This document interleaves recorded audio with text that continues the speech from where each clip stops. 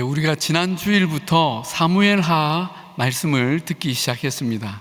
사무엘하 1장 1절은 사울이 죽은 후에 라는 구절로 시작합니다. 사울 왕의 죽음이 사무엘 상과 하를 구분짓는 중대한 분기점이 된 것입니다. 이 죽음은 다윗이 오랜 세월 고통과 시련의 여정을 끝내고 드디어 이스라엘 왕으로 등극하게 되었다는 신호와 같았습니다. 다윗은 이런 날이 오기를 얼마나 기다렸겠습니까? 더욱이 사울 왕뿐 아니라 그의 세 아들까지 다 전사했고 이제 이스라엘엔 하나님께 기름 부음을 받은 사람이 다윗밖에 없었습니다. 또한 다윗은 사울의 사위였고 또 한때 군대 지휘관으로 여러 전쟁을 승리로 이끌었고 무엇보다 골리앗과의 싸움으로 온 백성에게 영웅으로 기억된 인물이었습니다.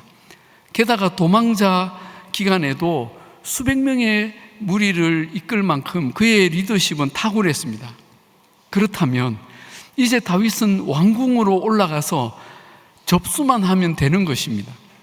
물론 사울의 남은 세력들이 어느 정도 저항은 하겠지만 그것은 큰 문제가 아니었습니다. 그래서 사무엘하는 바로 다윗의 왕위 계승과 통치에 대한 이야기로 이어지고 있습니까? 놀랍게도 그렇지 않습니다.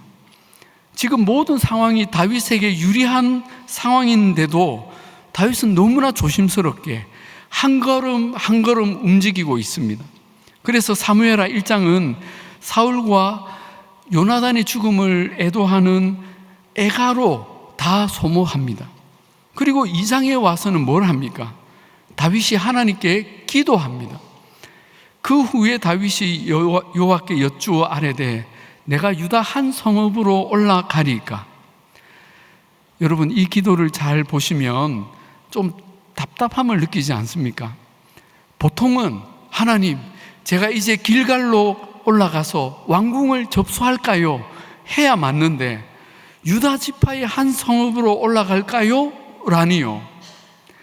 다윗을 따르는 사람들이 아마 답답하게 생각했을 것입니다. 아니, 지금 우리가 나라를 접수해야지 한 지파의 성읍에 들어가 살 때인가? 이 기회를 이렇게 허비하고 있는가? 그런데 더 의외인 것은 하나님의 응답이었습니다. 하나님께서 그래라 하신 것입니다. 그러자 다윗이 또 묻습니다. 하나님, 그러면 어디로 갈까요? 그랬더니 헤브론으로 가라 하시는 겁니다. 다윗과 그의 사람들은 그날로 짐을 싸서 유다 지파 헤브론 성읍에 올라가서 터를 잡고 삽니다. 아마 많은 이들이 이해가 잘 되지 않았을 것입니다. 그래도 하나님이 그렇게 하라 하시니 어쩔 수가 없었던 것이죠. 하지만 이런 다윗의 소극적인 행보에 답답함을 참지 못한 유다 지파가 결국 다윗을 왕으로 세우는 왕위 책봉식을 거행합니다. 그런데 아쉬운 것은 이 유다 지파가 다윗의 출신 지파라는 것입니다. 다른 지파들은 누구도 이 왕위 책봉식에 함께하지 않았습니다. 그래서 다윗은 왕이 되기는 했지만 이스라엘의 한 지파에서만 왕이 되었습니다. 그런데도 다윗은 새로운 왕으로서 어떤 뚜렷한 행동을 보이지 않았습니다. 지금이라도 뭔가 괄목할 만한 리더십을 보여주면 사람들이 와, 새로운 임금이 등극했나 보다 하고 관심을 보일 텐데, 예를 들면 백성들을 위한 새로운 경제정책을 발표한다든지 종교개혁을 단행한다든지 아니면 다윗이 전쟁에 능하니까 블레셋에 빼앗겼던 영토를 되찾아온다든지 하면 사람들이 이 새로운 왕에 대한 마음을 열게 될 것입니다. 그런데 다윗은 전혀 그런 시도를 하지 않았습니다. 오히려 다윗은 사울 왕에 남겨진 세력들과 친분을 맺는 일을 했었습니다. 그 첫 번째 일이 길랏 야베스 사람들에게 화친 서신을 보낸 것입니다. 그런데 이 길랏 야베스는 사울 왕을 절대 지지했던 지역의 사람들입니다. 과거에 암몬 군대가 이 지역을 공격했을 때 사울 왕이 이들을 구해준 일이 있었습니다. 그 후로 길랏 야베스 사람들은 사울을 은인으로 여기고 그에게 오직 충성을 다했습니다. 그래서 사울 왕이 전사하고 블레셋의 그 성벽에 매달렸다는 그 소식을 듣자 이들은 목숨을 걸고 누구보다 먼저 달려가서 그 사울 왕과 그 아들들의 시신을 회수하고 자기 지역에 와서 장례를 치러준 것입니다. 이처럼 사울에게 충성했던 사람들이니 반대로 다윗에게는 정치적으로 걸림돌이 될 수 있었습니다. 그래서 대부분의 권력자들은 이런 지역을 억압하거나 이렇게 길들이기를 하죠. 그러나 다윗은 오히려 그들을 껴안았습니다. 전령들을 보내어서 그들이 사울왕의 시신을 해수하고 장례를 치러준 것에 대해서 높이 치하하고 축복해 준 것입니다. 너희가 너희 주 사울에게 이처럼 은혜를 베풀어 그를 장사하였으니 여호와께 복을 받을지어다. 나도 이 선한 일을 너희에게 갚으리니 이제 너희는 손을 강하게 하고 담대히 할지어다. 그 길앗 야베스 사람들이 다윗의 편지를 어떻게 받아들였는지는 알 수 없지만 다윗의 등장에 잔뜩 긴장해 있던 그들의 마음이 조금은 부드러워졌을 것이 분명합니다. 다윗은 이처럼 정적 제거가 아닌 화해와 일치, 대통합의 모습으로 왕권을 세워갔습니다. 그러나 다윗의 이런 뜻과 노력은 쉽게 열매를 맺지 못했습니다. 길앗 야베스 지역을 비롯해서 대부분 이스라엘 지역들은 다윗을 왕으로 인정하지 않았고 사울의 잔존 세력에 힘을 실어 주었습니다. 사울의 측근 중에 군 사령관이었던 아브넬이 사울의 아들 중에 유일한 생존자인 이스보셋, 이 이스보셋은 전쟁에도 나가지 못할 만큼 허술한 아들이었는데 그를 왕으로 세우고 강을 건너서 요단 동편 마하나임 지역에 새로운 거점을 정한 것입니다. 또한 이들은 사울 시대에 활약했던 사람들을 빠르게 규합해서 다윗보다 더 많은 지역과 지파들에게 지지를 호소했고 그들의 세력을 확장시켜 나갔던 것입니다. 이런 일들은 다윗에게 엄청난 부담이 되었을 것입니다. 아마 다윗의 사람들은 다윗이 이렇게 유하게 하다가 영영 유다 지파의 왕으로 끝나는 것 아니냐는 조바심을 느꼈을 것입니다. 또 어떤 이들은 다윗의 이런 태도에 우리가 이렇게 밀어주는데 왜 왕은 강하게 밀고 나가지 않는가라며 불평을 했을 것입니다. 그러나 다윗은 이런 상황과 분위기에 마음을 빼앗기지 않았습니다. 그는 사울의 잔존 세력에 대해 어떤 공세도 보이지 않았습니다. 또 이스보셋이 하나님께 기름 부음을 받지 않았고 하나님이 세우신 왕이 아니라는 것을 다윗은 잘 알고 있었습니다. 그러나 다윗은 그 이스보셋에게 어떤 정치적 공세도 행하지 않았습니다. 왜 다윗은 이렇게 했을까요? 그는 어떤 마음으로 그렇게 시간을 보내고 있었을까요? 성경은 이 부분에 대해 명확한 설명을 하지 않습니다. 그러나 우리가 이 성경의 문맥을 통해 몇 가지 분명한 이유를 추론할 수 있습니다. 그 이유는 크게 세 가지인데, 첫째는 사울 왕에 대한 이유, 두 번째는 백성들에 대한 이유, 세 번째는 하나님에 대한 이유입니다. 첫째, 사울 왕에 대한 이유는 다윗이 사울 왕의 권세를 진심으로 존중했다는 것입니다. 비록 사울이 하나님 앞에 범죄하고 말년에는 누구도 못 말린 만큼 제멋대로 행동하다가 하나님의 심판을 받았지만, 그럼에도 다윗은 그를 끝까지 하나님의 기름 부음 받은 종으로 여겨서 존경하고 사랑했다는 것입니다. 그 증거를 우리는 사무엘하 1장 활의 노래에서 확인할 수 있습니다. 그는 이 애가를 형식적으로 짓지 않았습니다. 모든 사람들이 부르도록 가르쳤습니다. 이것은 다윗의 애가에 담긴 내용이 가식이 아니라 진심이라는 것을 보여주는 대목입니다. 또 다윗이 길앗 야베스 사람들에게 보낸 화친 서신은 그들을 내 편으로 만들겠다는 얄팍한 정치적 술수가 아니라 다윗의 진심 어린 감사, 즉 하나님의 기름 부음 받은 종을 지극히 섬겨준 것에 대한 그의 진정한 마음이 표현된 것이라고 볼 수 있다는 것이죠. 다윗에게는 그것이 진심이었고 전부였습니다. 그들이 자기 아래로 들어오지 않는다고 그들을 노려보거나 서운해하지 않았습니다. 그런 마음이었기에 다윗은 사울의 후손과 그의 잔존 세력들을 정치적 걸림돌로 여기고 함부로 대하거나 하는 일을 하지 않았던 것입니다. 두 번째 이유는 백성들에 대한 이유인데, 다윗은 백성들이 진심으로 인정하고 따르는 왕이 되기를 원했다는 것입니다. 즉, 다윗은 자신의 왕권을 무리하게 강요해서 백성들의 마음에도 없는 억지 왕이 되기를 원하지 않았던 것입니다. 여러분, 세상의 왕들은 집권을 하면 어떻게 합니까? 자기의 권력을 강화하려고 인위적으로 자기를 높이고 또 정치력을 발휘하고 때로는 폭압적인 방법도 동원합니다. 예를 들어 사울 왕은 가는 곳마다 자신의 전적비를 세웠습니다. 그래서 내가 이렇게 탁월하다, 왕은 나밖에 없다라는 것을 사람들에게 각인시키고 자기의 영향력을 높이려 했습니다. 그리고 자기 영향력 아래 들어오지 않거나 위험이 될 만한 인물들은 무참하게 제거했습니다. 그 제거 대상에는 제사장도 자기 사위도 예외가 아니었습니다. 그 결과 사람들은 사울의 권세 앞에 굴종할 수밖에 없었습니다. 아마 당시 세상은 사울을 가리켜서 강력한 리더십의 표본이라고 했을지 모릅니다. 그러나 이렇게 강력한 리더십의 결국이 어떻게 됩니까? 그 말로가 너무나 비참하다는 것을 우리는 사울뿐 아니라 모든 역사를 통해 확인할 수 있습니다. 하지만 우리가 다윗에게서 발견하는 리더십의 특징은 그가 결코 인위적이지 않으며 강압적이지 않으며 진실하고 온유한 영향력으로 사람들을 이끌었다는 것입니다. 그렇습니다. 여러분, 진정한 리더십은 사람들에게 전해진 진심을 통해 자연스럽게 존경과 복종이 우러나오게 만드는 영향력입니다. 다윗은 이런 리더십이 언제 생겼을까요? 아마도 그가 어려서부터 목자로 양을 치면서 체득된 것이 아닌가 생각됩니다.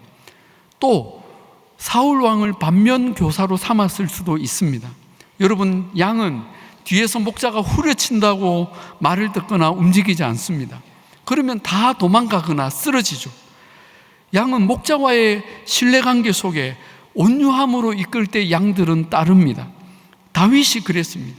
그는 온유한 목자처럼 사람들을 돌보았는데 사람들은 점점 다윗을 따랐고 그에게 충성을 나타내기 시작했습니다. 이미 사울 왕을 피해 다니던 때에도 수백 명의 추종자들이 다윗에게 모여들었습니다.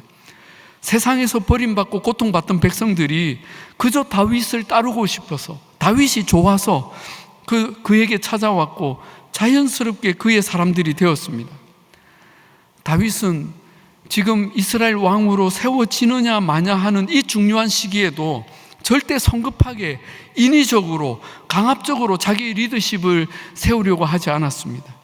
사람들이 자연스럽게 다윗을 찾아와서 그를 인정하고 따를 때까지 그는 서두르지 않고 조급해하지 않았습니다. 그런 세월이 무려 7년 반이 걸렸습니다. 놀랍지 않습니까? 여러분, 그의 이런 태도는 과연 무엇을 믿었기에 가능했던 것일까요? 그 대답을 우리는 세 번째 이유에서 찾아볼 수 있습니다. 세 번째 이유는 하나님에 대한 것인데, 다윗은 모든 역사의 주관자가 오직 하나님이라고 확신했던 것입니다. 이것이 가장 중요한 이유라고도 할 수 있습니다. 다윗은 하나님께서 세상의 역사를 주관하시고 하나님의 뜻대로 반드시 이룬다는 것을 분명히 믿었습니다. 그러므로 한 나라의 지도자가 세워지고 폐하여지는 것도 하나님의 손 아래에 있는 것입니다. 크고 작은 공동체의 리더가 세워지고 폐하여지는 것도 하나님의 손 아래에 있습니다. 하나님이 작정하신 일은 막을 사람이 없고 하나님이 허락지 않으시면 사람이 어떤 수단과 방법을 동원해도 이룰 수가 없는 것입니다. 다윗은 이 소중한 진리를 자신의 인생을 통해 분명하게 깨달았습니다. 자기는 형제들 중에 맨 막내였고 너무나 볼품없었지만 또 수많은 위기와 고난을 겪었지만 여기까지 이끌어주신 하나님을 그는 바라보았던 것이죠. 또 자기 자리를 지키려고 아무리 발악을 해도 결국 허무하게 사라지는 사람들을 보면서 하나님의 주권이 얼마나 절대적인가 하는 것을 분명하게 깨달았습니다. 여러분, 우리가 이 진리를 깨닫는다면 우리에게 중요한 질문은 내가 무엇을 원하는가, 그것을 얻기 위해 무엇을 해야 하는가가 아니라 하나님은 무엇을 원하시는가, 하나님의 뜻은 무엇인가, 나는 그 하나님 뜻에 제대로 순종하고 있는가가 되어야 하는 것입니다. 내 뜻보다 하나님의 뜻이 더 중요한 것입니다. 아멘이십니까? 그래서 다윗은 지금까지 일관되게 지킨 것이 있습니다. 그것은 자기 뜻을 이루기 위해 칼을 사용하지 않는 것입니다. 그는 누구도 칼로 심판하거나 역사를 바꾸려고 하지 않았습니다. 물론 하나님이 멸하라고 명하신 대적에 대해서는 거리낌 없이 나가서 싸웠습니다. 그러나 같은 하나님의 백성에 대해서는 아무리 자기에게 걸림이 되어도 다윗은 절대 직접 심판하지 않았습니다. 오직 하나님께 맡겼습니다. 그랬더니 하나님은 하나님의 때에 하나님의 방법으로 가장 확실하고 선하게 그 모든 문제를 해결해 주셨던 것입니다. 할렐루야. 오늘 본문의 결론이라고 할 수 있는 3장 1절에 놀라운 말씀이 기록되어 있습니다. 사울의 집과 다윗의 집 사이에 전쟁이 오래매 무려 7년 반 동안이나 사울의 그 잔존 세력 때문에 다윗은 고통을 겪어야 했습니다. 그러나 다윗은 점점 강하여져 가고 다윗의 집은 점점 약하여져 갔습니다. 여러분, 하나님의 뜻과 그분의 일하심은 누구도 거스를 수 없음을 우리는 믿습니다. 그렇다면 다윗은 결코 유약한 왕이 아니었습니다. 그는 자기를 과시하지도 폭력적이지도 않았고 때로는 우유부단하게, 때로는 아무것도 안 하는 것처럼 보이기도 했지만 그는 하나님과 동행하며 가장 위대하게, 그러나 가장 온유하게 왕의 길을 가고 있었던 것입니다. 그러니 누가 그를 이길 수 있겠습니까? 하나님과 동행하는 사람을 만만하게 볼 수는 있습니다. 그러나 누구도 그를 이길 수는 없습니다. 그리고 하나님의 때가 되었을 때 다윗은 이스라엘 모든 지파의 마음을 얻어서 명실공히 이스라엘 전국의 왕으로 등극했고 그 후로 그는 33년간 이스라엘을 평화 가운데 다스립니다. 사랑하는 여러분, 우리가 하나님의 이런 섭리를 믿음의 눈으로 볼 수 있다면 지금 우리가 겪는 어떤 상황이라도 끝까지 인내하며 기다릴 수 있을 줄로 믿습니다. 우리가 이런 하나님을 신뢰할 수 있기를 축복합니다. 우리는 오늘 이 다윗의 모습에서 예수 그리스도의 모습을 보게 됩니다. 예수님은 가장 온유한 모습으로 참된 리더십을 보여주셨습니다.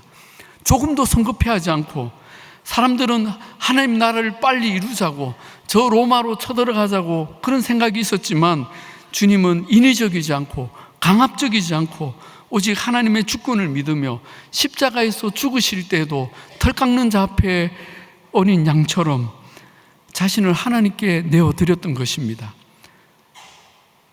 그 주님의 모습은 작은 문제 앞에서도 이리저리 뛰고 어쩔 줄 몰라 하는 우리의 모습과 너무나 대조적입니다.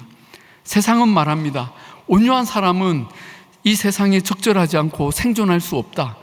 그렇게 바보처럼 살다가는 자기 몫을 챙기지도 못하고 자기 땅도 다 빼앗길 것이다.